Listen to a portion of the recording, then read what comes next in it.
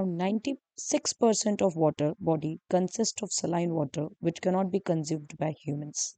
As a result, we need to rely heavily upon the rivers for drinking water. Hence, if we don't have a good amount of it, life on earth will come to end. दोस्तों, सदियों से ही नदियों को पूजनीय माना गया है और भारत में गंगा को माँ का दर्जा दिया गया है। नदियाँ हमारे सामाजिक, आर्थिक और धार्मिक दृष्टिकोण से भी बहुत महत्वपूर्ण रही हैं। Rivers are not important only for human but also for the survival of great purpose of animals and trees as well. These are various aquatic animals which breed in river. Moreover, various plants also grow in the river. They form a part of ecosystem which is very important for the maintenance and balance of food chain. In fact, there are several civilizations formed around rivers. These civilizations started near rivers because river plains had fertile soil which help in cultivation. Moreover, they also help in transportation. Even in today's date, many rivers and cities are based near rivers. So basically, rivers हमारे जीवन यापन के लिए बहुत ही महत्वपूर्ण रही है। दोस्तों, ऋग्वैदिक काल में 21 नदियों का जिक्र किया गया है, जिसमें से एक सिंधु नदी भी है। सिंधु नदी को आज हम इंडस रिवर के नाम से जानते हैं।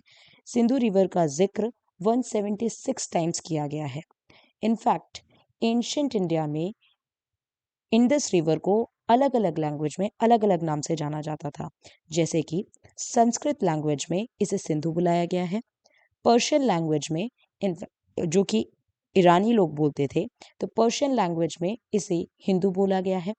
वाल्मीकि के रामायण में इंडस रिवर को ही महानदी बुलाया गया है और ग्रीक लेटर में इसे सिंथोस बुलाया गया है और इसका जिक्र जैन टेक्स्ट में भी हमें भरपूर मिला है।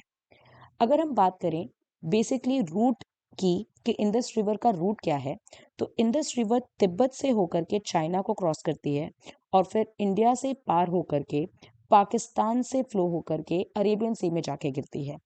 इंडस रिवर पाकिस्तान की नेशनल रिवर भी है। इनफैक्ट पाकिस्तान की वाटर डिपेंडेंसी सोली इंडस पे ही डिपेंड करती है।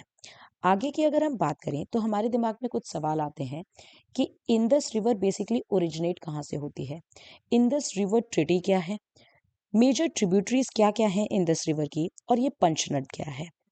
Indus water treaty basically water distribution treaty है इंडिया और पाकिस्तान के बीच में, और इसका इन्विजिलेशन यानी कह सकते हैं इस टाइम पे नेगोशिएशन के बीच में जो मीडिएटर थे वो वर्ल्ड बैंक था।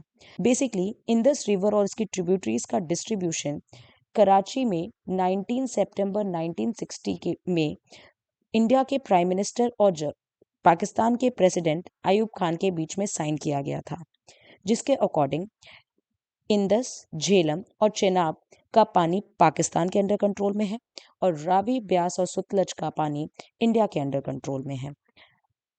आगे अगर हम बात करें तो इंडस का मेन ओरिजिनेशन पॉइंट बुखारचू है। बेसिकली बुखारचू के पास के ग्लेशियर से ही इंडस का ओरिजिनेशन होता है। अगर हम बात करें इंडस की लेंथ की, तो इसकी लेंथ 2800 किलोमीटर्स है और इंडिया में ये 1114 किलोमीटर्स ट्रेवल करती है। इसके 5 मेजर ट्रिब्यूटरीज हैं, जो कि हैं झेलम, जिसका ओल्ड नेम वितुस्ता है और इनफैक्ट ग्रीक में इसको हाइडस्पेस भी बोलते हैं। ये वही रिवर है जिसके किनारे अलेक्जेंडर और पोरस का युद्ध हुआ था। चेनाब का दूसरा नाम अस्किनी है, मतलब वेदों में इसका नाम अस्किनी है, जो कि नियर बड़ा लाचला से ओरिजिनेट होती है। रावी का नाम पुरुषनी है, जो कि मुल्तान डिस्ट्रिक्ट हिमाचल प्रदेश के पास से ओरिजिनेट होती है। ब्यास रिवर का नाम बिपाशा है, जो कि रोहतांग पास के पास से ओरिजिनेट होती है। और सतलज का नाम सतुत्री है, जो कि मानसरोवर लेक के पास से ओरिजिनेट होती है। दोस्तों, मानसरोवर लेक जो है उससे 2 मेजर रिवर्स ओरिजिनेट होती हैं, एक सतलज और एक ब्रह्मपुत्र। दोस्तों, अब हम इंडस को सिस्टमैटिक मैप के थ्रू समझने की कोशिश करेंगे। बेसिकली इंडस धिमचौक जगह से इंडिया में एंटर करती है। उसके बाद ये लेह और जास्कर के बीच से होकर के आगे पास ऑन करती है, जहाँ पे जास्कर रिवर भी इंडस में आके मीटअप होती है। जास्कर रिवर एक लेफ्ट बैंक ट्रिब्यूटरी है इंडस की और इसी के पास एक ड्रायस जगह है, जो कि इंडिया का ड्राइएस्ट प्लेस है। आगे चल के न्यूब्रा रिवर जो कि शोक में मिलकर के इंदिस को ज्वाइन करती है, और शोक और न्यूब्रा रिवर का ओरिजिनेशन सियाचिन ग्लेशियर से होता है। फिर आगे बढ़ते ही गिलगिट, हुंजा और शिंगेर इंदस को ज्वाइन करती है, और पाकिस्तान में मेजर ट्रिब्यूटरीज काबुल, कुर्रम, गोमल और जोग इस रिवर को ज्वाइन करती है। इंदस की मेजर ट्रिब्यूटरीज जो हैं वो है झेलम, चेनाब, रावी, ब्यास और सतलज। अगर हम झेलम की बात करें तो Jhelum basically Verinag water resource से ओरिजिनेट होती है, और इसी में इंडिया की biggest largest fresh water lake भी पाई जाती है, जो कि है वुलर लेक।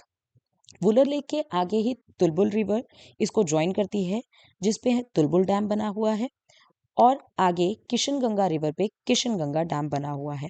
किशनगंगा रिवर जोजिला पास से पास होती है। नेक्स्ट अगर हम बात करें चेनाब रिवर, तो चेनाब रिवर बेसिकली बड़ा लाचाला से पास होने वाली चंद्रा और भागड़ दो रिवर के कंफ्यूजन से बनती है। चेनाब रिवर पे ही सलाल, दुलहस्ती और बगलिहार डैम बने हुए हैं। रोहतांग पास से पास होने वाली रावी रिवर भी आगे इंदस में ही जाकर के मिलती है, और साथ ही साथ आप देख सकते हैं हड़प्पा सिविलाइजेशन बेसिकली चनाब और रावी के बीच में ही है। लेक मानसरोवर से सतलज पास होती है, जो कि शिपकला पास से होकर के गुजरती है, और इसी में भाखड़ा, नागल और हरिके डैम बना हुआ है। ब्यास रिवर जो कि रोहतांग पास के ही पास से गुजरती है, आगे आके सतलज में मिलती है, और ये सारी रिवर्स मिल करके पंचनाड में इंदस से मिलती है। पंचनाड बेसिकली वो जगह है जहाँ पे 5 रिवर आके इंदस को मिलती हैं। इनफैक्ट पंजाब का भी नाम इन 5 रिवर्स की वजह से पड़ा है। आगे चल के ये सारी नदियाँ इंदस में मिलकर के अरब सागर में गिरती हैं।